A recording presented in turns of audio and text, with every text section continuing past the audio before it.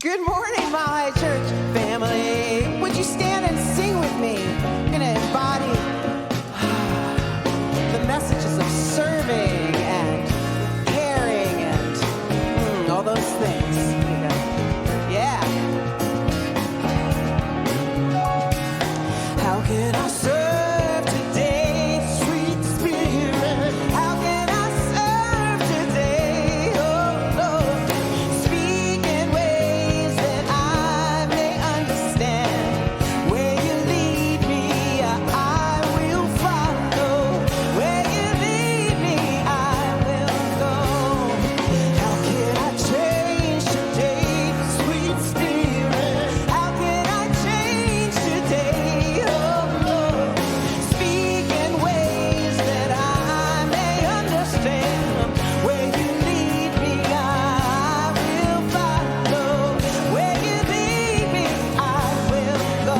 Oh, who needs my love today, sweet spirit? Who needs my love today? Oh, Lord. Speak in ways that I may understand.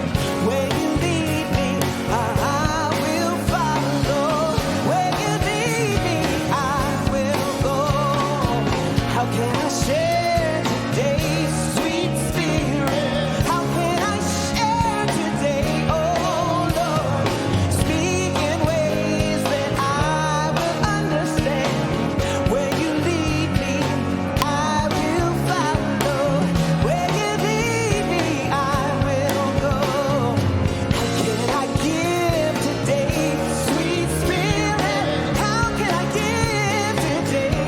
Oh, Lord. Speak in ways that I will understand. Where you lead me, I will follow. Where you lead me, I will go. How can I serve today, sweet spirit? How can I serve today? Oh, Lord. Speak in ways that I can understand. Where you lead me, I will follow. Where you lead me, I will go. Where you lead me, I will follow. Where you lead me, I will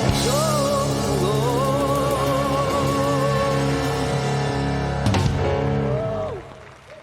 Thank you, Laura and Tom, our Mile High Band, and welcome to our beautiful garden that is our sanctuary at Mile High. You might be wondering why I'm wearing this hat, and it's because it is so bright in here. I needed to protect from the brilliance and the radiance of all of you. But no, seriously, we are gathering today in the garden. And what I love so much about our Science of Mind teachings is that one of our pillars, one of our root values is that we believe there are many paths to God. And we honor many faith traditions here. And so we're going to anchor with our vision and our mission this morning. And I invite you to take these words into your heart as we recite them together and bring them into the room. Our vision: oneness revealed, a world of love, peace, and abundance for all. And our mission: to serve as a spiritual beacon for personal empowerment and global enlightenment. And so as you take those words into your heart this morning, we are going to turn within for a moment. And I want you to imagine the most beautiful garden either you've ever been in or you have ever seen. In the words of Ernest Holmes, we go often into the garden and we sit down in quiet at the tree of life. You are that garden. And I want you to hold that in your heart as we move into our time of silence this morning, of song, silence, and a beautiful prayer from Reverend Rama.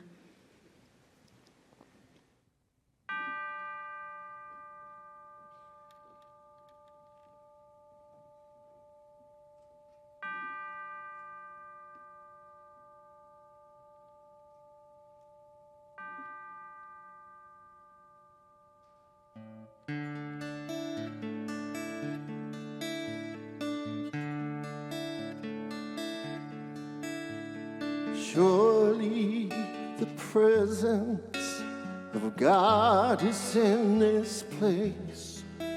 I can feel the mighty power and the grace. I can hear the brush of angel wings. I see glory on each face. Surely the presence of God is in this place.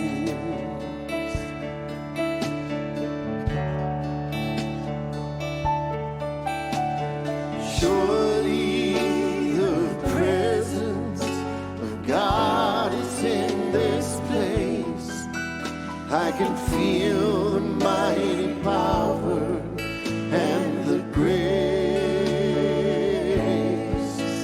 I can hear the brush of angel wings. I see glory on each face. Surely the presence of God is in this place.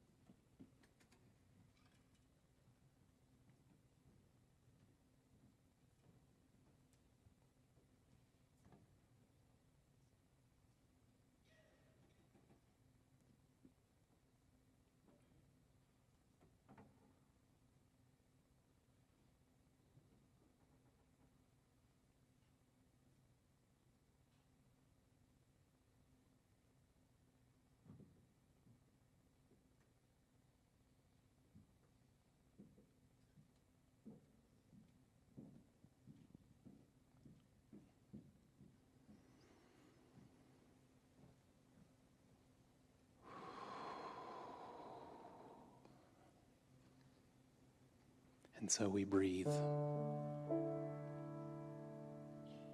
And we connect with the sense of vastness that this universe holds. The divine presence that is absolutely everywhere. Everything and everyone.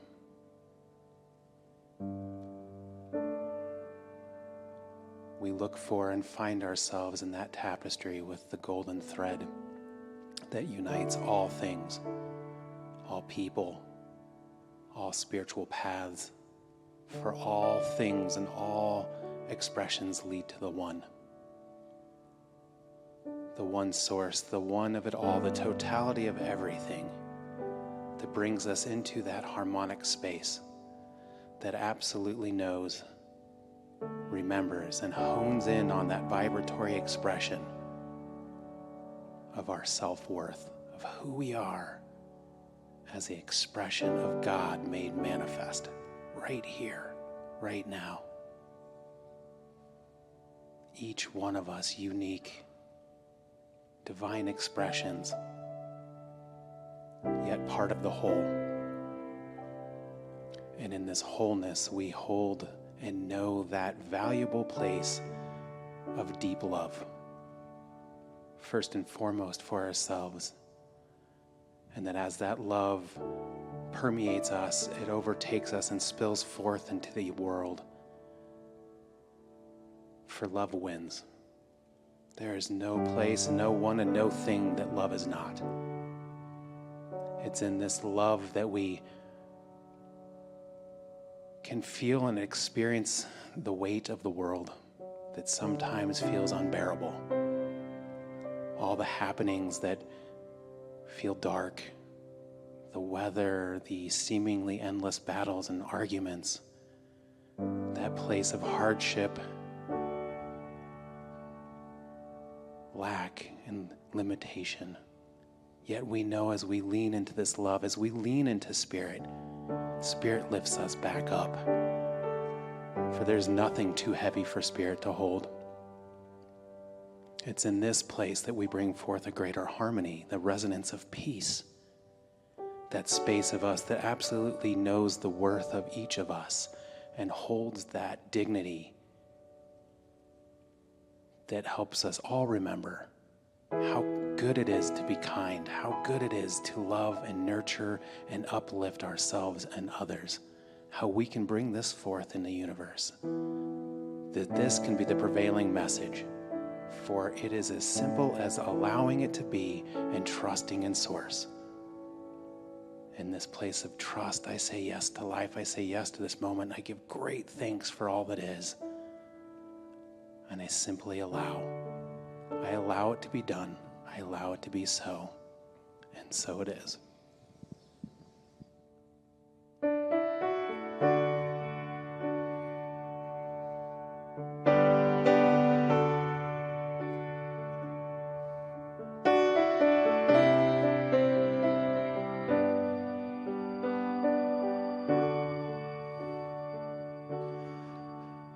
There is a garden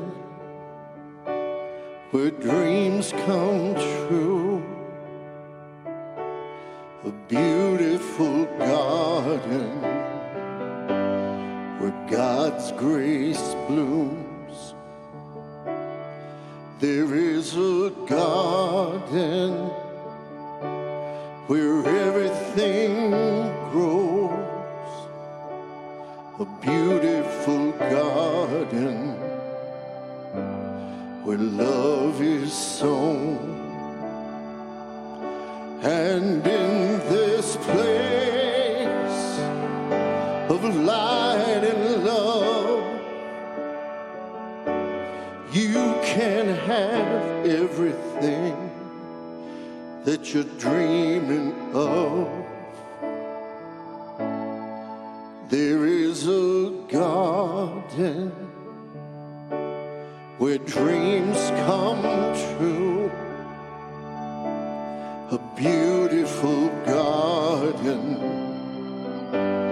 That garden is you. And in this place of light and love, you can have everything that you're dreaming of. There is a garden where dreams come true, a beautiful garden. That garden is you. Such a beautiful garden. That garden is you.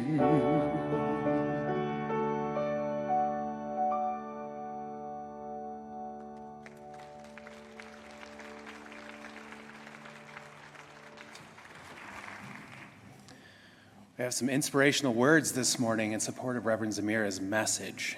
And the first come from Germany, Kent. Embrace who you are and your divine purpose. Identify the barriers in your life and develop discipline, courage, and the strength to permanently move beyond them and keep moving forward. And from Mike Norton. Solitude is the soil in which genius is planted. Creativity grows and legends bloom. Faith in oneself is the rain that cultivates a hero to endure the storm and bear the genesis of a new world, a new forest.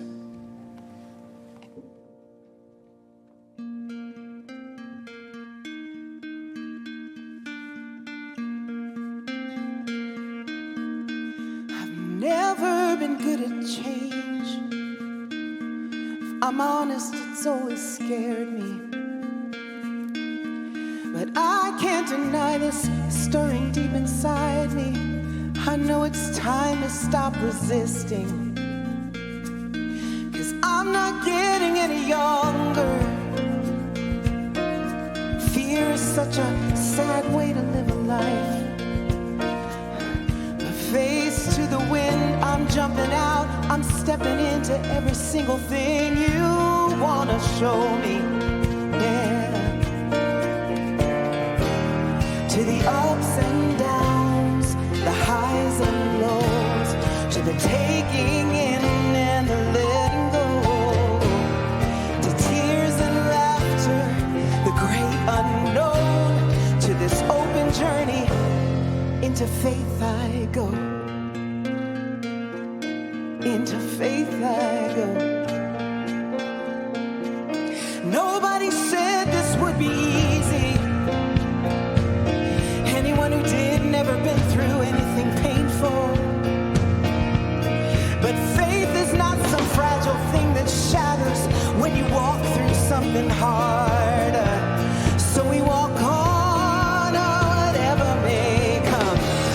To the ups and downs, the highs and lows, to the taking in and the letting go, to tears and laughter, the great unknown, to this open journey, into faith I go. Running like a child in an open field, stepping on the edge, I'm facing all my fears.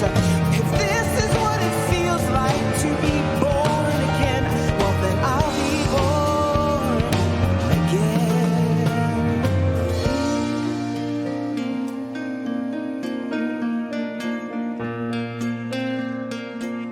So when I feel like giving up, and I feel like throwing it all away,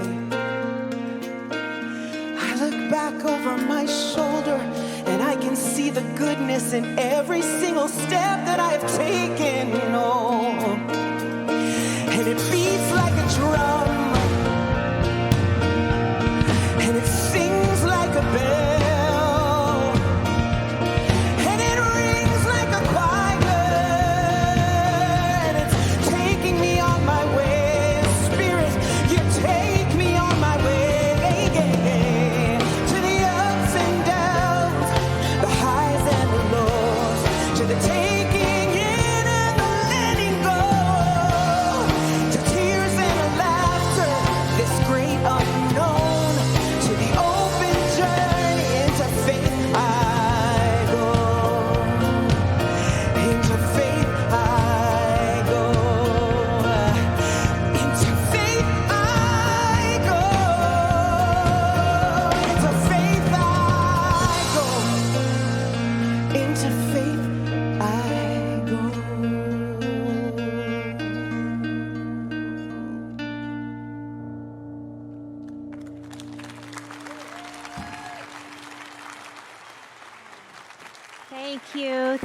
Thank you, Laura. Powerful. Into faith we go. Thank you, Tom. Thank you, Bijou, Mark, and our band director, Rob Lowe. We are so blessed with the gift of genius in our music department here at Mile High. What a gift it is. And I want to issue you an invitation to our meditation retreat, which you saw in the video announcements this morning, but it does take place in a mountain sanctuary.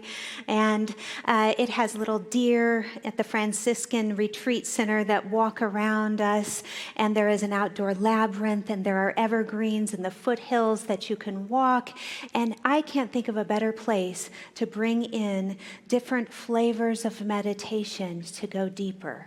So I hope you'll consider joining Josh and Jackie and myself and spend this Labor Day, not laboring, but effortlessly in the basking in meditation.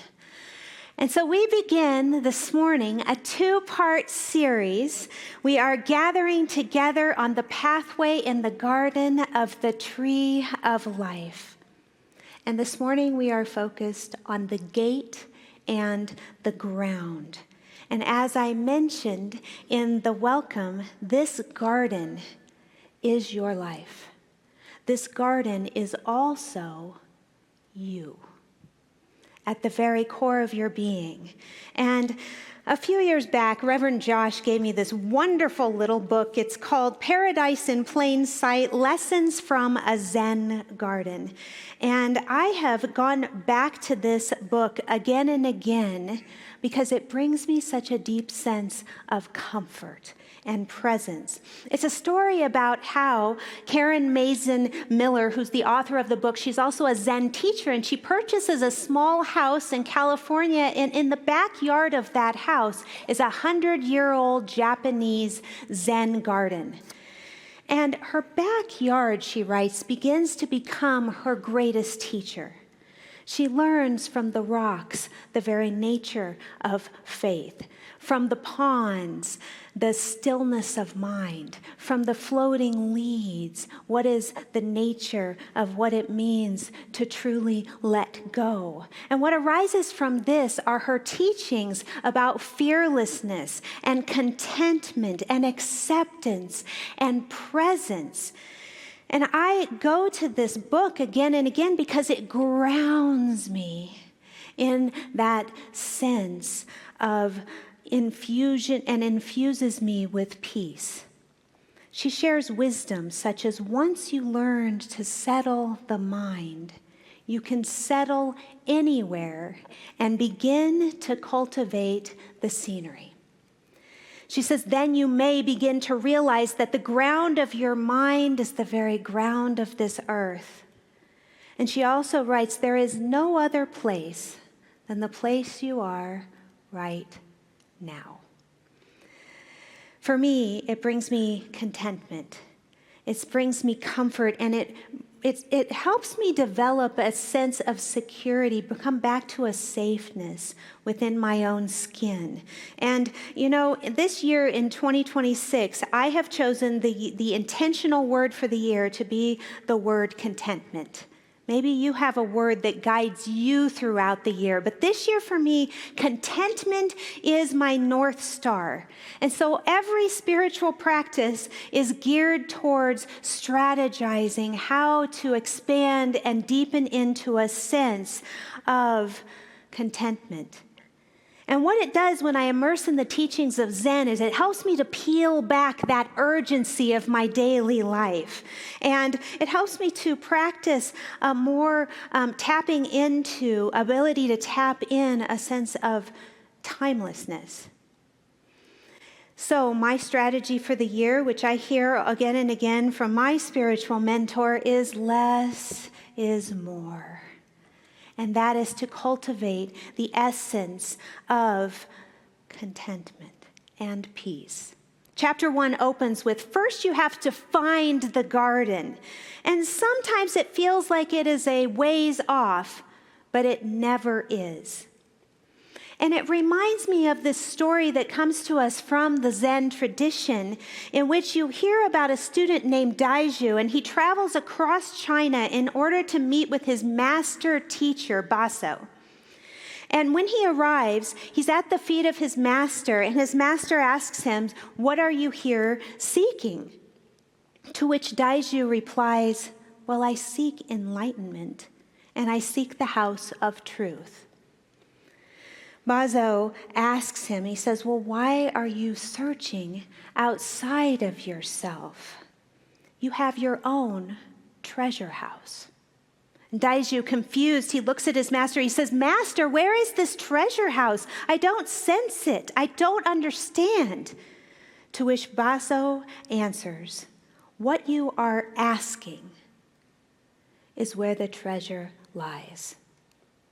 He says, that which is asking the question, the treasure is there. It contains everything you need. And in that moment, it's said that Daiju has an awakening. He understands, and he goes on and out into the world to teach more students, saying to his own students, to open your treasure house is to open your own innate wisdom. In the science of mind, we would say that this innate wisdom is your awareness of your divine nature, that is where the treasure lies. That is also where the garden is. And so ancient wisdom, we can come to these teachings from a variety of ancient teachings. Faith traditions have used this garden as a metaphor for life, for our soul, for our path through this life school. Hinduism and Buddhism talk about the ground of our being, and that it is the very ground of our consciousness. And you hear Jesus teach about the parables of the mustard seed, that size of faith can move mountains. You hear him call God the ultimate gardener, and he talks about how we can prune the garden of our awareness for growth and for expansion. In the mystical teachings of Judaism, the Kabbalah, we learn that each of us is a microcosm of the macrocosm, and that we are made in the divine image. And in these teachings of Kabbalah, we have this symbolism of the tree of life. And it is filled up with these circular, energetic energies that are known as the building blocks of all. Remember, the macrocosm of the universe is composed of these 10 energies known as the Sephirot.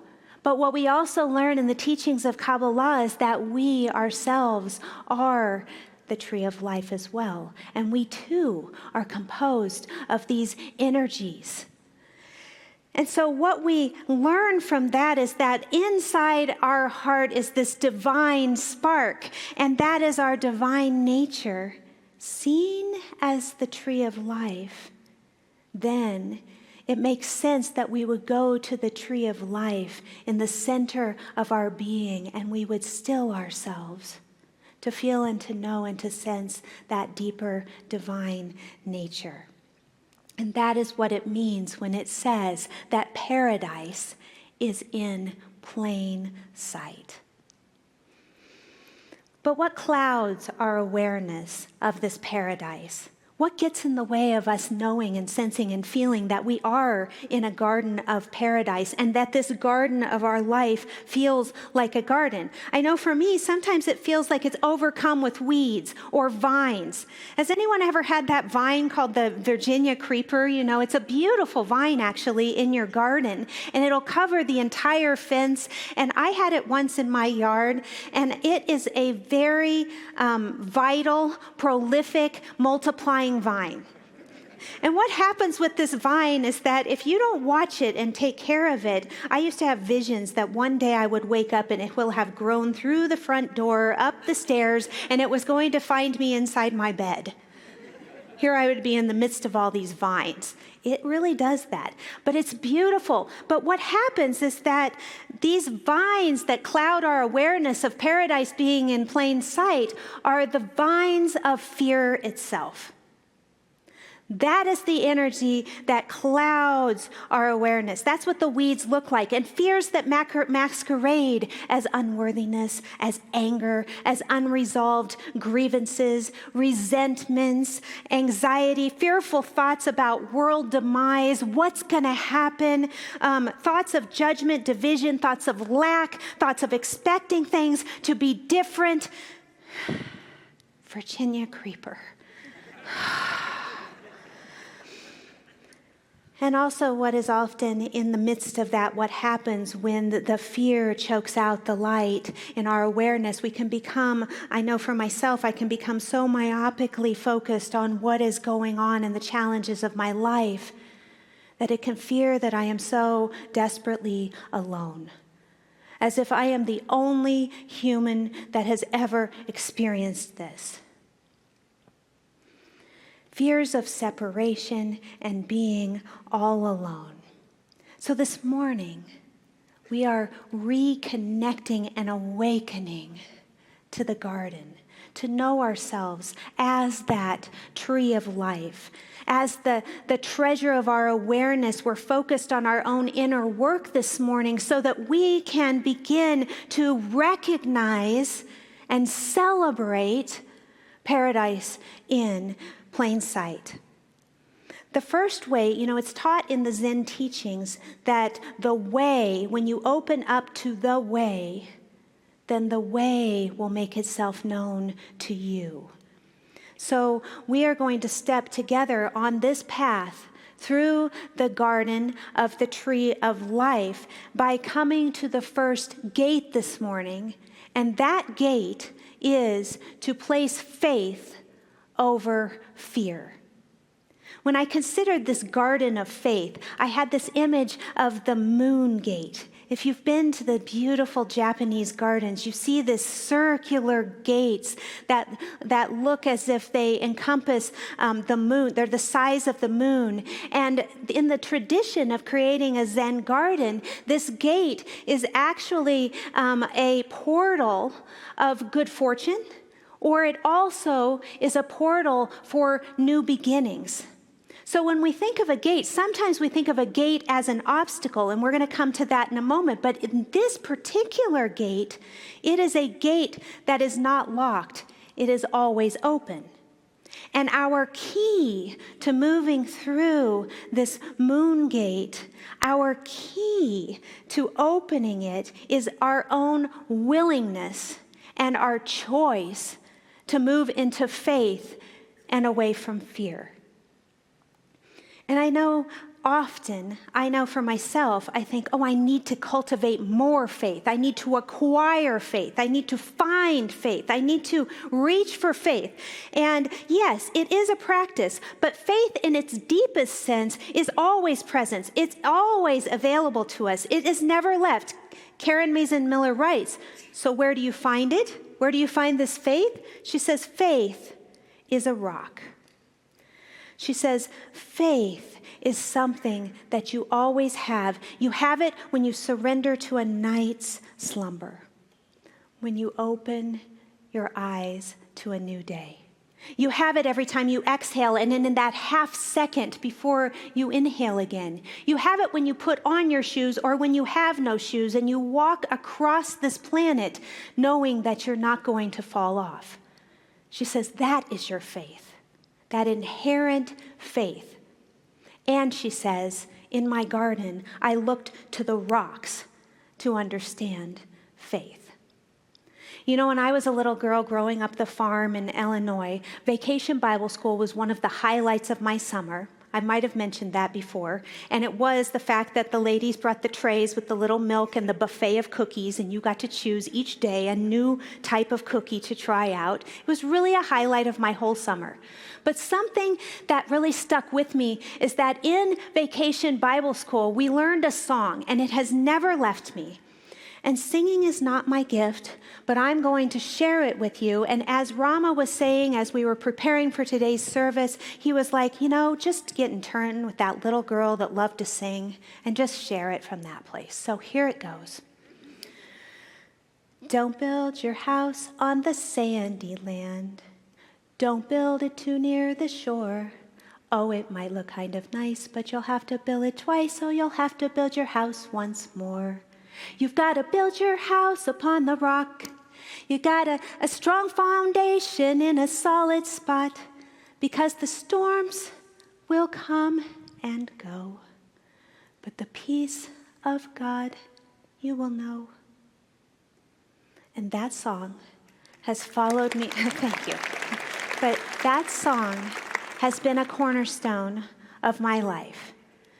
Because every time I go to think of what is the very nature of faith, where am I putting my attention, I've got to go sometimes from the sands of fear into the rock of faith.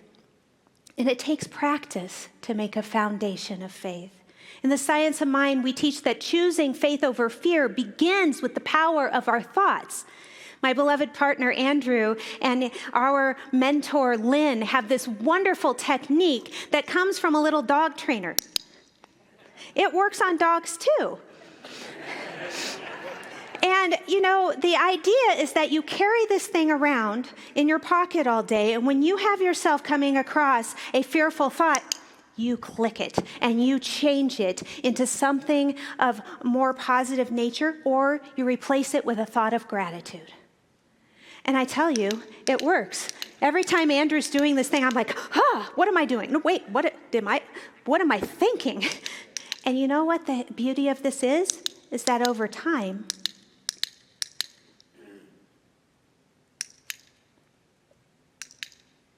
You have to click less because you begin to have more faith and more positivity.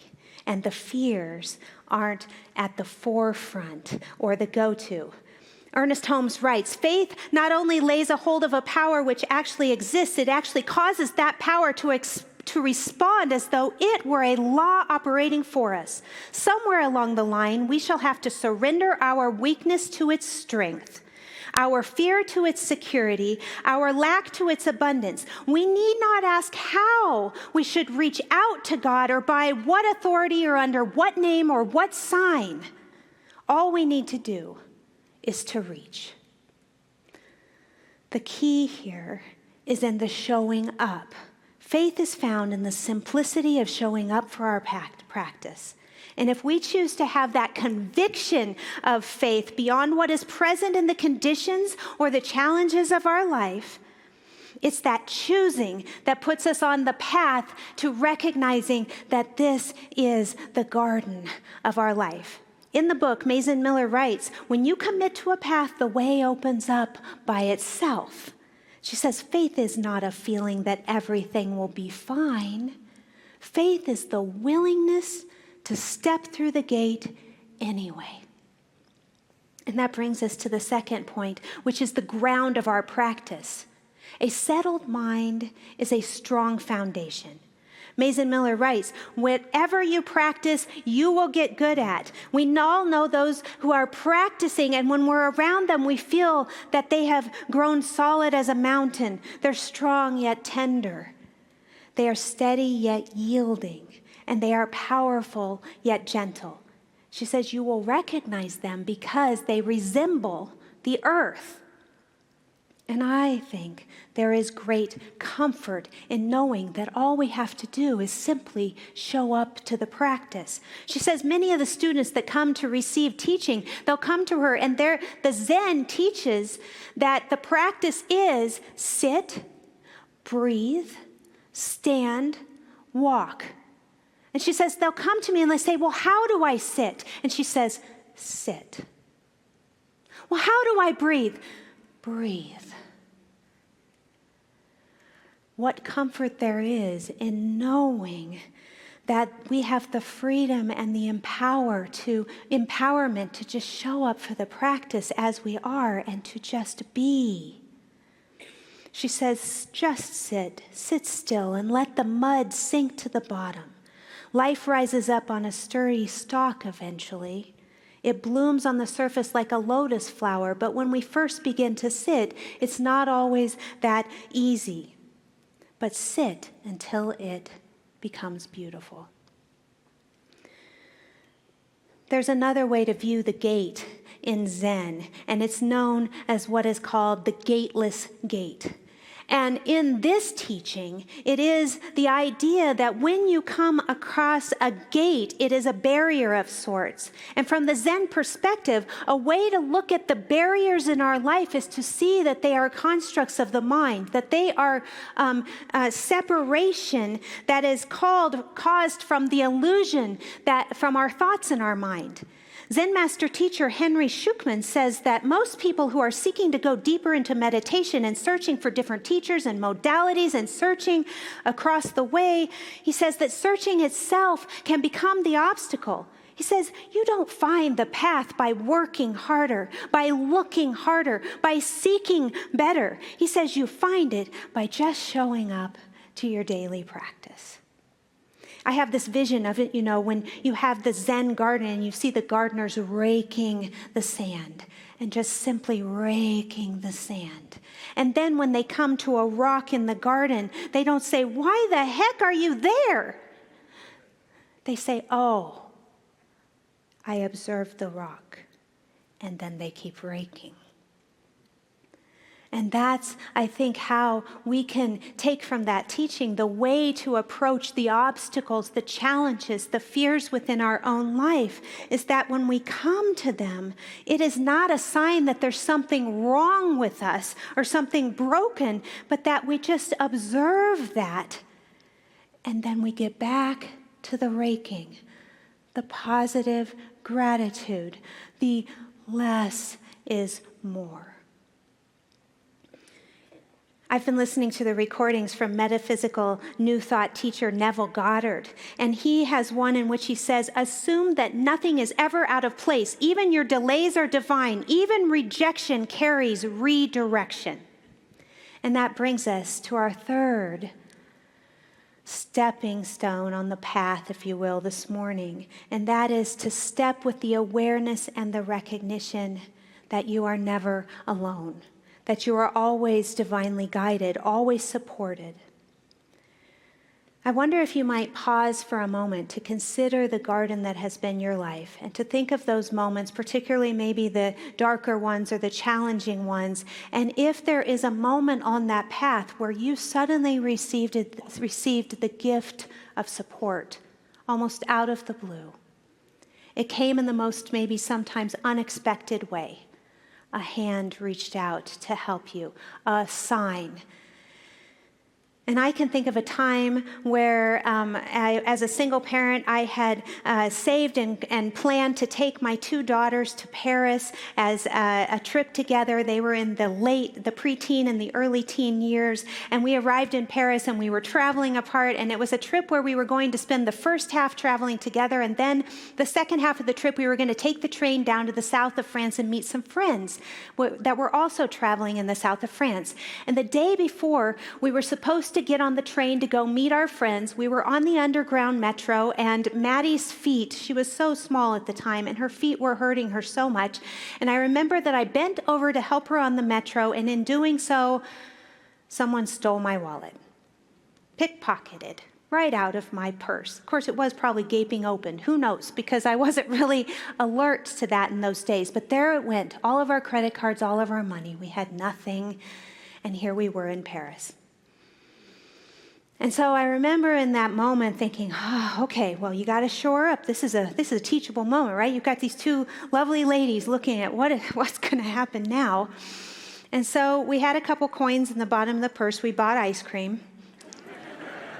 And then the next day we were checking out of the hotel, and I remember I went up to the receptionist and I was trying to explain what happened, and I have terrible French, so I was speaking Spanish and anything. It was not working, and she did not understand. And finally I remember we just kind of used our sign language, and we realized that in that moment I was trying to get her to help me use the phone so I could call a cab somehow so that we could get ourselves across the city into the train with all this luggage. And it didn't work. So here we were, the three of us, we exited the hotel, and we were entering to the cobblestone streets, and there was this moment of despair. Remember, Maddie's feet were hurting, and I was like, here's these luggage. We have to the cobblestone streets all the way across the city, and we were just stepping out, and we thought, we have to hurry. And this man came running out of the hotel, and he said, and we also had a language barrier because he was speaking only Japanese, and we were speaking English, but he opens his wallet, and he dumps it into our hands, all the cash he had, and he got us a cab. It was that moment of divine guidance, the angels among us. And I want to close today with that idea, that recognition that we are never alone. We are always supported. Whether it's our ethereal spirit supporting us, our spirit teams supporting us, or it's in the form of the person sitting next to us. But that there's always this divine guidance that we're immersed in. Last week, we had the blessing of Reverend Lloyd coming to be here in the sanctuary with us. And back in 2007, in one of his Science of Mind classes, he introduced me to a song that has stayed with me ever since. And it is the song by Bliss called 100,000 Angels. And we played it over. I remember it was just a signature song in his classes. And he was here last week, and I ran up to him. I said, Reverend Lloyd, guess what? We're going to next week be sharing the song that you used to play in your classes, the 100,000 Angels. And he said, oh my gosh, that's magnificent, he probably said. That's wonderful. I just listened to it this morning. And what I love so much about that song is that it reminds us that we are immersed in this vast support.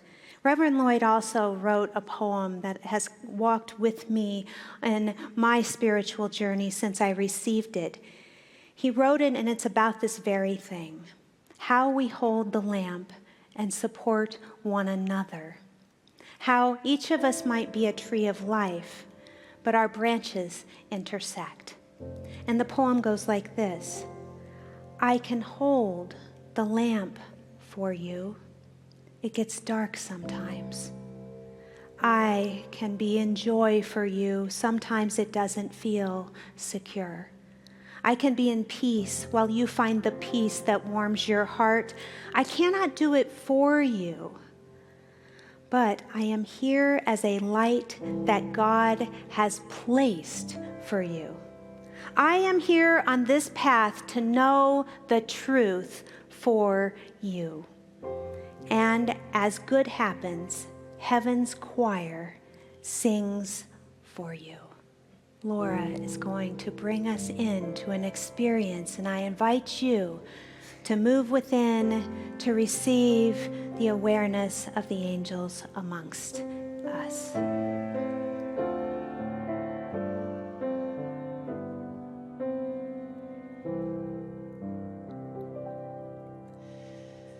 Do you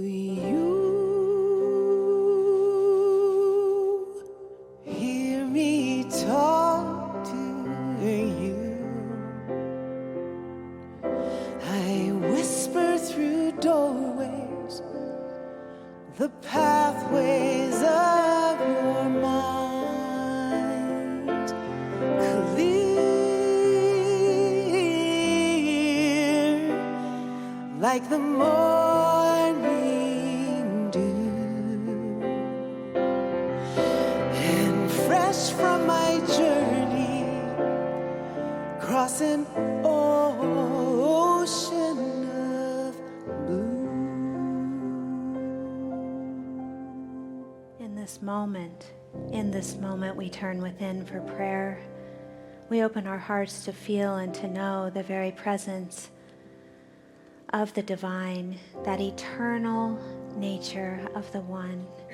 And what I know for each one of us is that we are securely on this path, in this garden, in the tree of life, each step conspiring to a deeper understanding, to awakening of that inherent divine nature.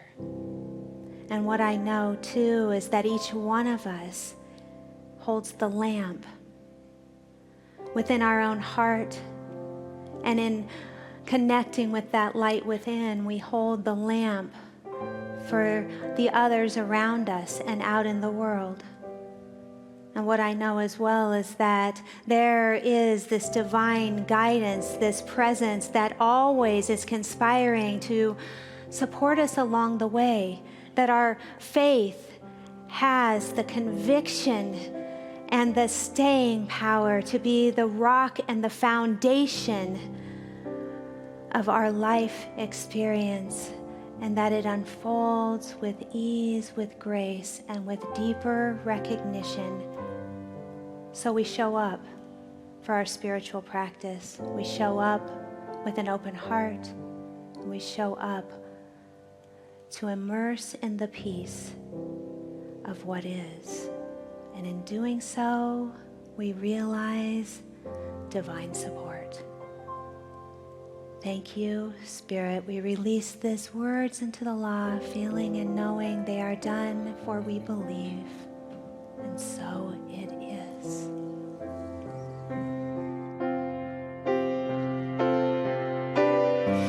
Take just a minute, come and rest here by my side. Let me tell you your own story. Let me walk you through your lives. Only a second, all it takes to realize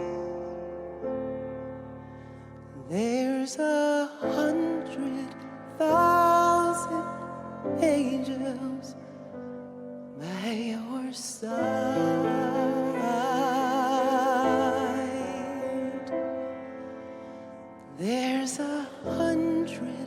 1,000 angels here tonight.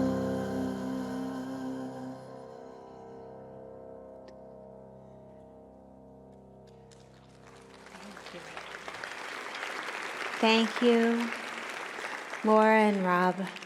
What a blessing it is. And so as we move into our time of offertory this morning, I hope you will feel and connect with the fact that your gifts are such a blessing to all that we're able to share here at Mile High Church. In a few moments, you're going to see the gift of how your blessings have grown and expanded, all the programs and the offerings that we're able to share in the youth department. And I hope that you will feel that gratitude for your own presence and for your own gifts and for the law of circulation. For as we practice here, we know that as we give, we also receive. And so with that, let's all anchor our offering affirmation as we say together, divine love, as me, blesses and multiplies all that I am, all that I have, and all that I circulate, and so it is. I need a sign to let me know you're here. All of these lines are being crossed over the atmosphere. I need to know that things are gonna look good, 'cause I see it drowning in a sea spilled from a cup.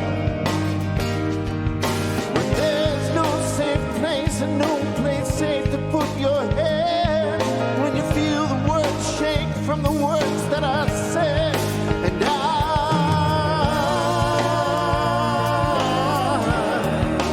calling all angels, and I'm calling all you angels.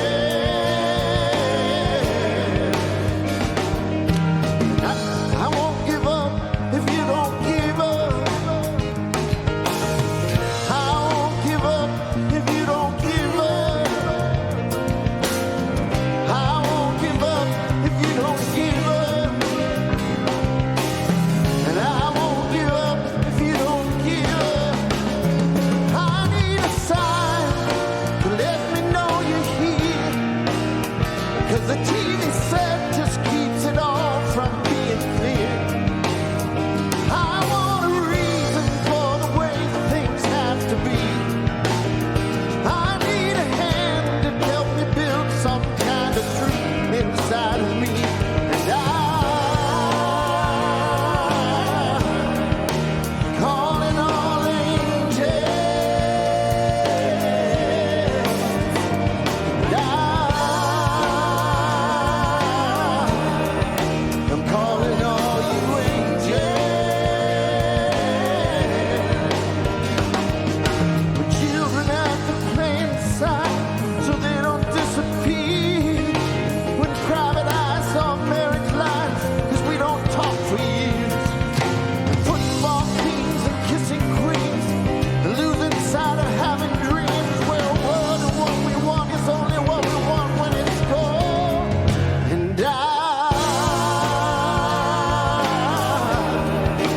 calling all angels. And I'm calling all you angels. Yes, I'm calling all angels. Yes, I'm calling all angels.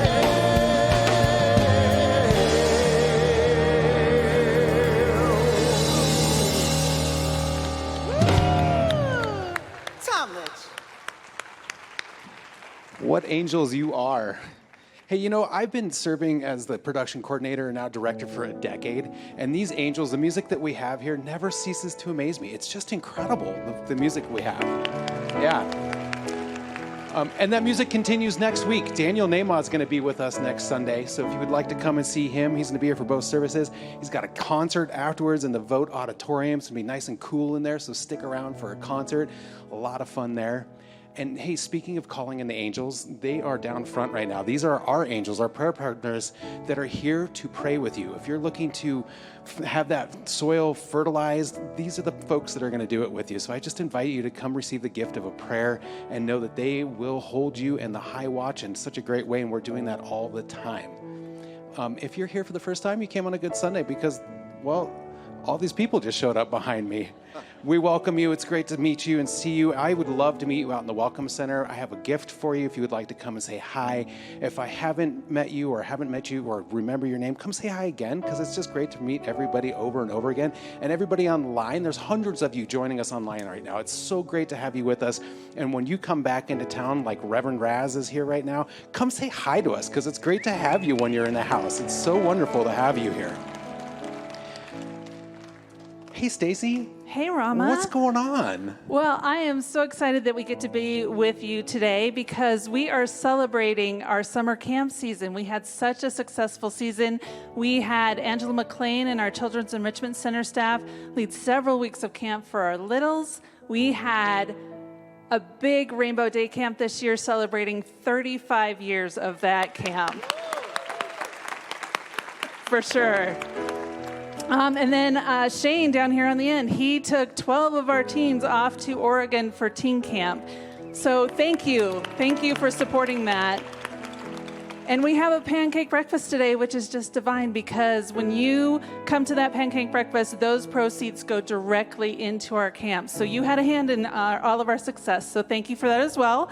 And I'm going to let you know what we have at our pancake breakfast. We have regular pancakes. We also have gluten-free for you gluten-free folks. We also have sausage. We have vegan sausages. And love awards are greatly appreciated. Come join us. They're delicious. All right. Thank you again. And we actually are going to sing for you. Let's put our hearts together. Let's put our minds together. Let's bring this world together and see what we can do. Let's put our hearts together. Let's put our minds together. Let's build this world together and see what we can do.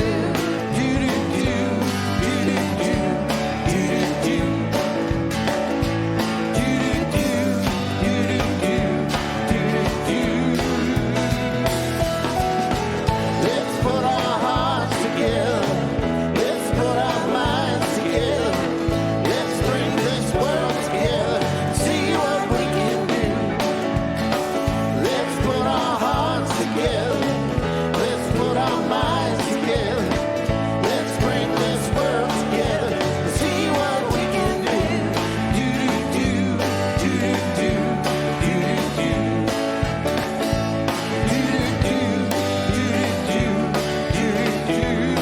One more time.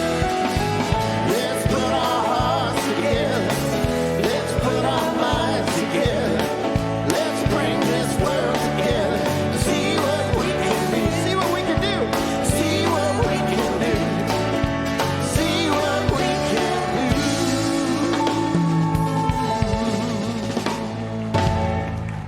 Excellent. Oh, do. Thank you, Barry. great job, you guys. Awesome. So we just have an announcement for you. We hope that you will consider, we have a great event coming up this October. Early bird tickets are on sale right now. It is a presentation with these two authors, Lisa Rankin and Jeffrey Rediger, and they are specialists in the power of the mind to heal virtually everything within our life. On Friday night, they're going to be focused on relationship, and on Saturday, all day long, they're going to talk about how we use the power of our mind to heal. So I hope you'll consider getting a ticket and joining us for this powerful event. So right now, will you please stand and join me for the benediction? We're going to do it in the spirit of Reverend Josh and Dr. Michelle every Sunday. There is something wonderful happening to me right now.